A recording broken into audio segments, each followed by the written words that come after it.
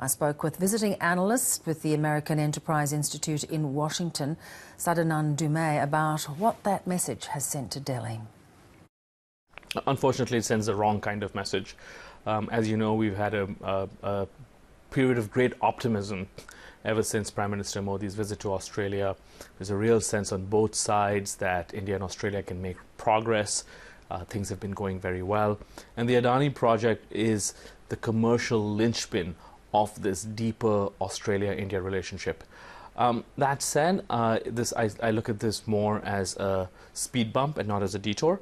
And so if it's delayed a few months here and there, but it's eventually put back on track, I think we should be okay. So the Indian wouldn't necessarily see this as a setback to the point of going and wanting to do business elsewhere? No, Bev. I mean, you have to sort of understand this is India, where, you know, if a delay of a few months here and there is really not the end of the world. It's part of the course of exactly. India. Which is fascinating in itself, because, of course, India, it can be quite difficult to do business with, and a lot of companies are leaving China to set up in India because they see this as a much more stable environment.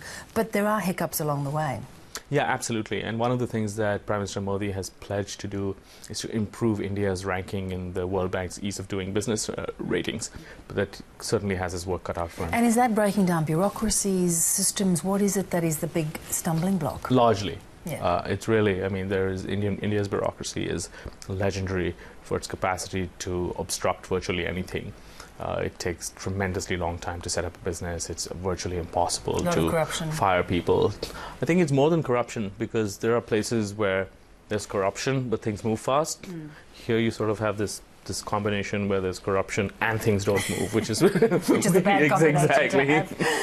Give us a little report card on Modi. How do you think he's travelling? Has he overpromised? I think of Barack Obama, which, of course, you live in the US. Are there parallels there in terms of the expectations?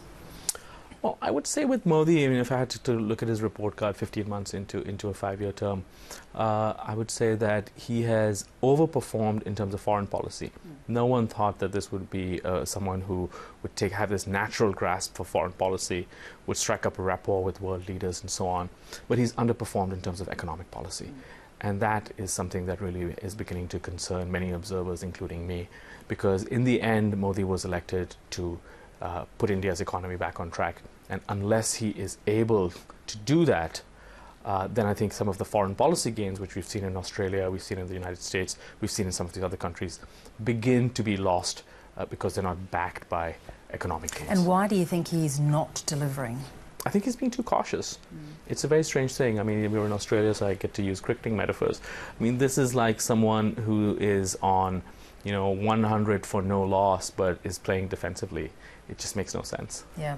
So do you think, in a way, you've got these masses of impoverished people really with that expectation of things changing for him? Is he understanding how critical it is to get moving? I think he understands the expectations for sure. The expectations are sky high.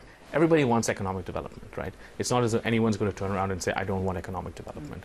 Modi wants smart cities. Of course, who wants to live in a dumb city?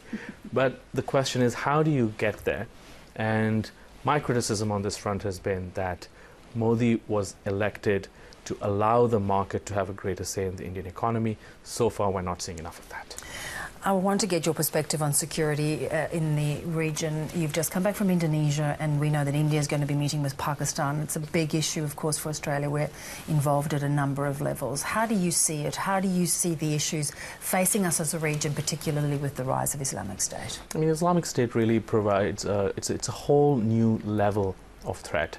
It's something that is greater, frankly, than anything we experienced with Al-Qaeda. What we're seeing with the Islamic State, which is particularly troubling, is how it is attractive to young people in Western societies. You've seen that in the UK, you've seen that in the US, you've seen that in France, and what's the you've seen that in Australia. What is the attraction, do you think? People find it glamorous. I mean, we find it's hard for us to believe that some people might find this glamorous, right?